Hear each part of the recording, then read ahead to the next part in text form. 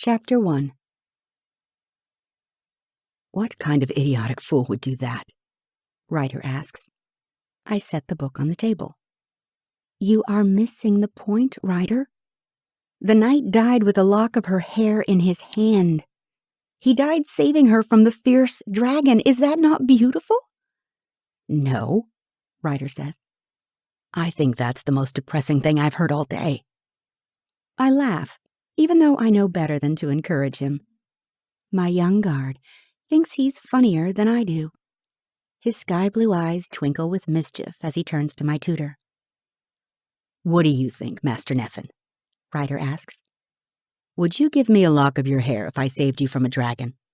I promise to clutch it to my heart when I die. I snort, which is not very royal, but Master Neffin's wrinkled head does not have a single patch of hair left. Most days he wears a cap on his head to keep warm. Thankfully, Master Neffin has a good sense of humor. He is my only language teacher who lets us tease him. Of course, Master Neffin says. But only if you keep my lock of hair under your pillow at night. That finally breaks Ryder. He grins broadly. It's decided then. I will die saving Master Neffin.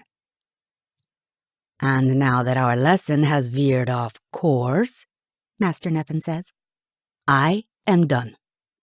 He gathers his books, he shoots me a wry look and switches from Stein to Krongen, his native language. Would you like me to get rid of this cheeky guard for you, Your Highness?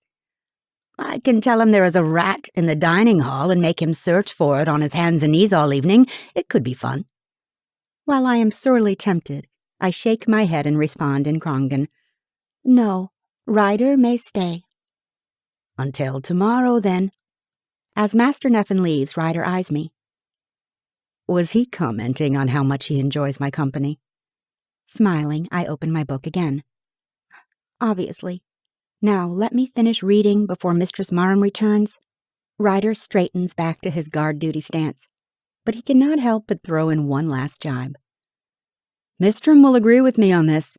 That story's the most ridiculous tale in all Christendom. Am I right, Uncle?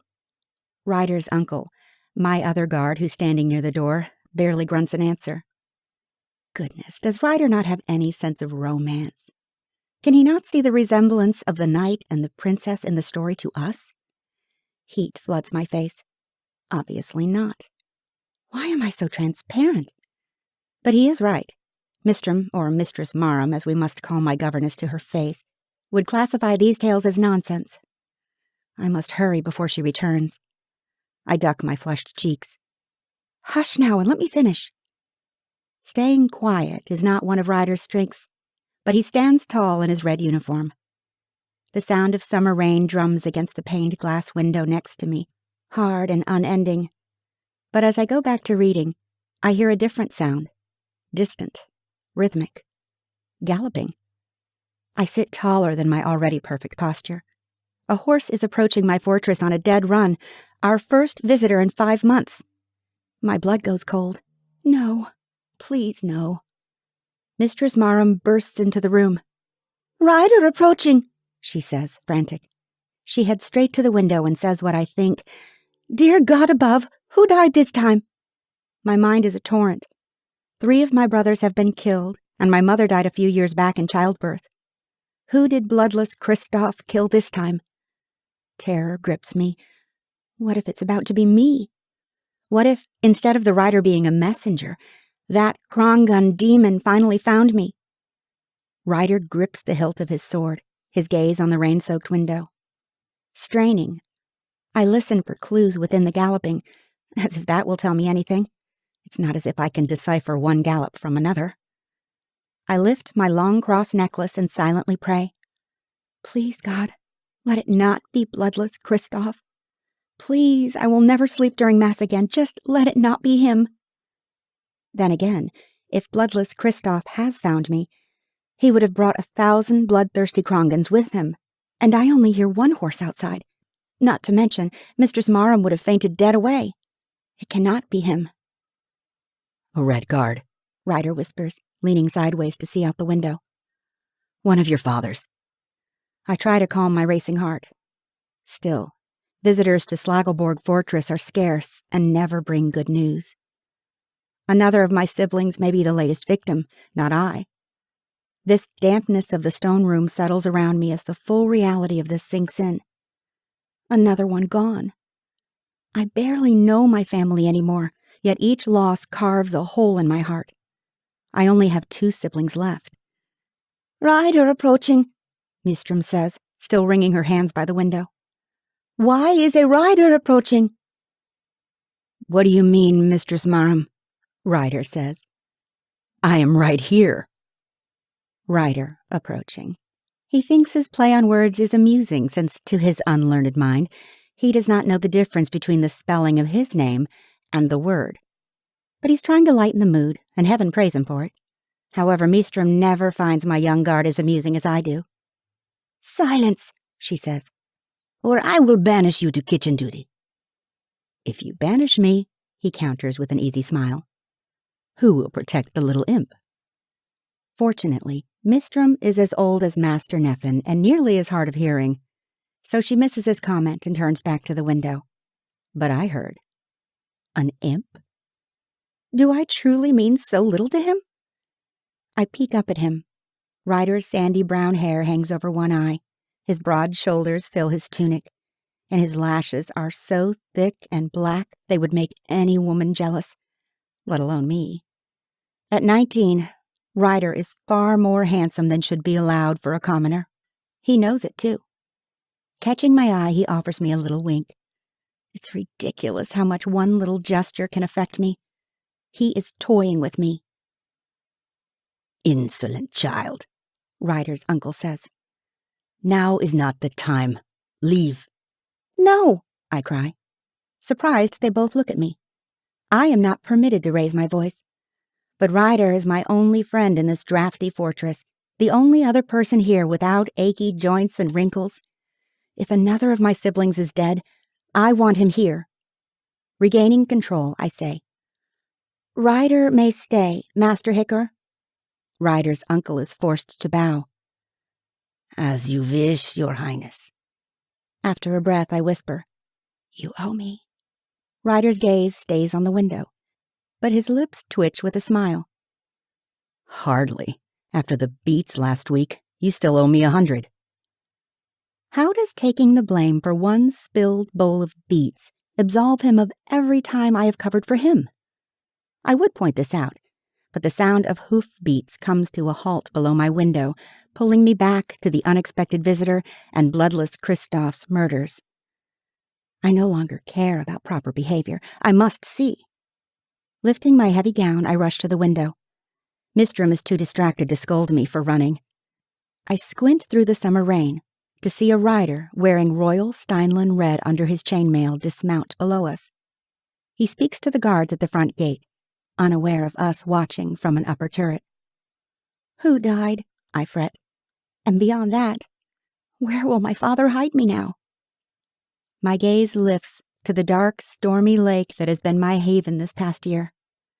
As isolated as Slagelborg Castle is with no villages in sight, I cannot bear to leave it for another lonely fortress away from my family and my people. Built for strength, Slagelborg has thick stones, few windows, and drafty rooms that are cold even in summer. Yet, it has become home. With Mistrum distracted, I squint to make out the rocky shoreline I have walked endless times. Past the boulder where Ryder tried to scare me with a frog, I notice the rest of them.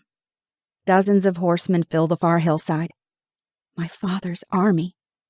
My throat swells. They have come for me. Again. Voices sound in the hallway as the messenger is escorted up to us. Mistrum crosses herself several times. When Master Hicor opens the door, the smell of rain fills the room.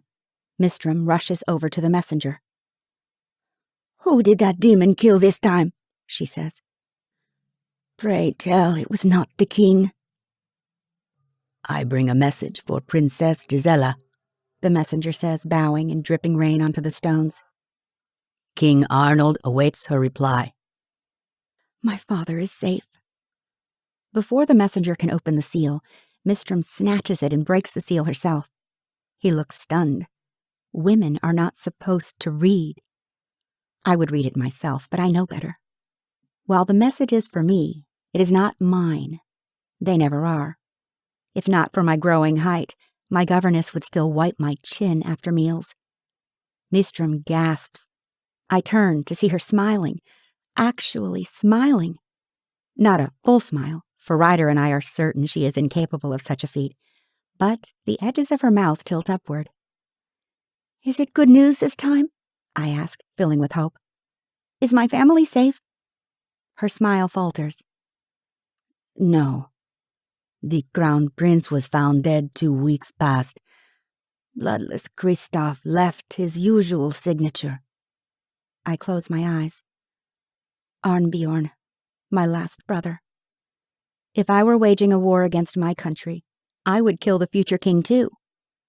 Now bloodless Kristoff has killed 4 of them, leaving my kingdom futureless and me brotherless. Perhaps the Krongans will leave us alone now. Perhaps Queen Celicia will decide that 4 of my brothers are revenge enough for her husband and 2 sons. Then I remember Mistrum's smile. Sadly, I know my governess 1,000 times better than my own family. She is as stern as an ox and twice as ornery, yet something in that letter gives her joy. Crossing the room, I hold out my hand. "Let me read it." Without acknowledging me, she rolls up the parchment. "Master Hicker, tell the servants to pack up the fortress. Princess Gisela and I leave at once." My shoulders fall. "Where to this time?" The trace of her smile returns. "Your father summons you home." Home? My father never summons me home. My other siblings visit him. The 2 eldest even lived with him before the bloodless Kristoff killed them.